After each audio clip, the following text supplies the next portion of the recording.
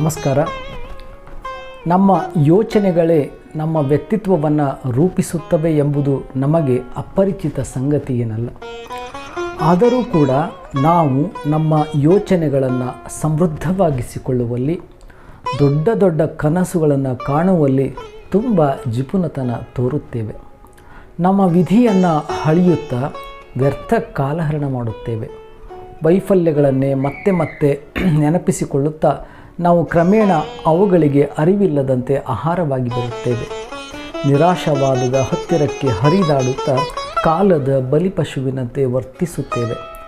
ಸವಾಲುಗಳನ್ನು ಕಷ್ಟಗಳು ಎಂದುಕೊಳ್ಳುತ್ತೇವೆ. ದುಃಖದ ಕಥೆಯನ್ನೇ ಇತರರೆದುರು ಮತ್ತೆ ಮತ್ತೆ ಹೇಳಿಕೊಳ್ಳುತ್ತೇವೆ.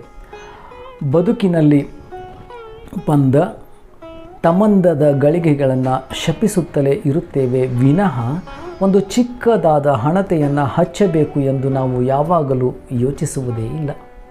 ನಮ್ಮ ಸುತ್ತಲೂ ಒಂದು ಅಗೋಚರ ಬೇಲಿಯನ್ನು ನಮ್ಮಷ್ಟಕ್ಕೆ ನಾವೇ ನಿರ್ಮಿಸಿಕೊಂಡು ಅದರ ಎಲ್ಲೆಯನ್ನು ಮೀರಲಾಗದ ಅಸಹಾಯಕತೆಯನ್ನು ತಲುಪಿಬಿಡುತ್ತೇವೆ.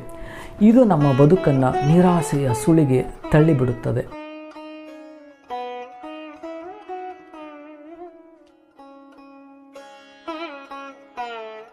ಬಿರು ಬೇಸಿಗೆಯ ದಿನ. ಯುವಕನೊಬ್ಬ ಬಿಸಿಲಿನಲ್ಲಿ ನಡೆದು ತುಂಬ ಬಳಲಿದ್ದ. ಒಂದಷ್ಟು ನೆರಳು ನೀರನ್ನು ಹರಸಿದ. ಸ್ವಲ್ಪ ದೂರದಲ್ಲೇ ಅವನಿಗೊಂದು ಮರ ಕಂಡಿತು. ಅದರ ಕೆಳಗೆ ನಿಂತುಕೊಂಡ. ಕೊಂಚ ಮನಸ್ಸಿಗೆ ಸಮಾಧಾನವಾಯಿತು. ಒಂದಷ್ಟು ನೀರು ಸಿಕ್ಕರೆ ನನ್ನ ಬಾಯಾರಿಕೆಯನ್ನು ನೀಗಿಸಿಕೊಳ್ಳಬಹುದು ಎಂದುಕೊಂಡ. ಆಶ್ಚರ್ಯದ ಸಂಗತಿಯೊಂದು ಆ ಕ್ಷಣಕ್ಕೆ ಜರುಗಿತು. ತತ್ಕ್ಷಣದಲ್ಲಿಯೇ ನೀರು ಅಲ್ಲಿ ಪ್ರತ್ಯಕ್ಷವಾಯಿತು. ನೀರನ್ನು ಕುಡಿದು ತನ್ನ ದಾಹವನ್ನು ನಿವಾರಿಸಿಕೊಂಡ. ಒಂದಷ್ಟು ಉತ್ಕೃಷ್ಟ ಆಹಾರವಿದ್ದರೆ ಅದೆಷ್ಟು ಚೆನ್ನಾಗಿತ್ತು ಎಂದುಕೊಳ್ಳುತ್ತಿರುವಲ್ಲೇ ಅತ್ಯುತ್ತಮ ಆಹಾರ ಕೂಡ ಅವನಿಗೆ ದೊರೆಯಿತು. ತೃಪ್ತಿಯಾಗುವಂತೆ ತನ್ನ ಹಸಿವನ್ನು ನೀಗಿಸಿಕೊಂಡ. ಒಂದಷ್ಟು ನಿದ್ದೆ ಬಂದಂತಾಯಿತು. ಒಂದಷ್ಟು ಮಲಗಲು ಹಾಸಿಗೆ ಇದ್ದರೆ ಅದೆಷ್ಟು ಒಳ್ಳೆಯದಾಗುತ್ತಿತ್ತು ಎಂದುಕೊಂಡ. ಆ ಕ್ಷಣವೇ ಸುಖದ ಅನುಭೂತಿಯನ್ನು ನೀಡುವ ಹಾಸಿಗೆ ಕೂಡ ಪ್ರತ್ಯಕ್ಷವೇ. ತುಂಬ ಸೆಕೆ, ಗಾಳಿ ಬೀಸಲು ಯಾವುದಾದರೂ ಸುಂದರಿ ಇದ್ದರೆ ಅದೆಂಥ ಸುಖ ಎಂದುಕೊಂಡ. ಮರುಕ್ಷಣ ಕೈಯಲ್ಲಿ ಚಾಮರ ಹಿಡಿದ ಸುಂದರಿಯೊಬ್ಬಳು ಬಂದು ಗಾಳು ಬೀಸಿತೊಡಗಿಳಿದಳು. ಒಂದಷ್ಟು ನಿದ್ದೆಗೆ ಜಾರಿರಬೇಕು ಎಂದಷ್ಟುಕೊಳ್ಳುವುದರಲ್ಲಿಯೇ ಅದೇನೋ ವಿಚಿತ್ರ, ನಾನು ಅಂದುಕೊಂಡಂತೆ ಎಲ್ಲವೂ ಸಾಕಾರಗೊಳ್ಳುತ್ತಿದೆ. ಇದೇನು ಅಸುರ ಶಕ್ತಿಯ ಫಲವೇ? ಯಾವುದಾದರೂ ಅಂತಹ ಅಸುರ ಶಕ್ತಿ ಬಂದು ನನ್ನನ್ನು ನುಂಗಿಬಿಟ್ಟರೆ ಎಂದುಕೊಂಡ.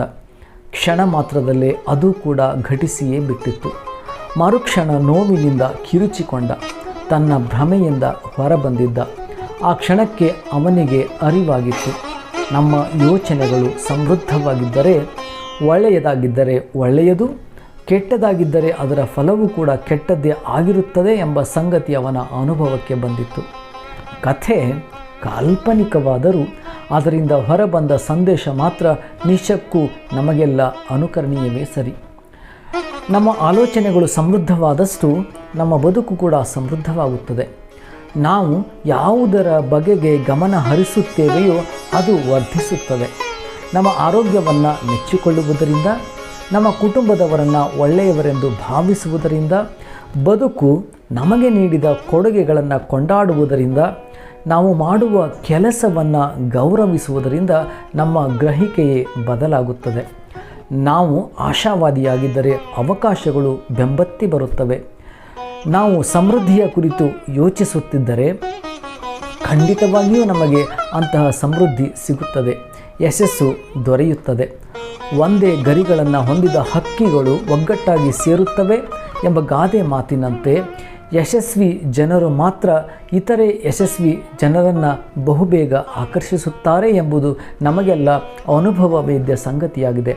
ಹಾಗಾಗಿ ನಾವು ನಮ್ಮ ಕುರಿತು ಯಾವಾಗಲೂ ದೊಡ್ಡದಾಗಿ ಯೋಚಿಸಲು ಪ್ರಾರಂಭಿಸಬೇಕು. ನಮ್ಮ ಕನಸುಗಳನ್ನು ದೊಡ್ಡದಾಗಿ ಕಾಣಬೇಕು.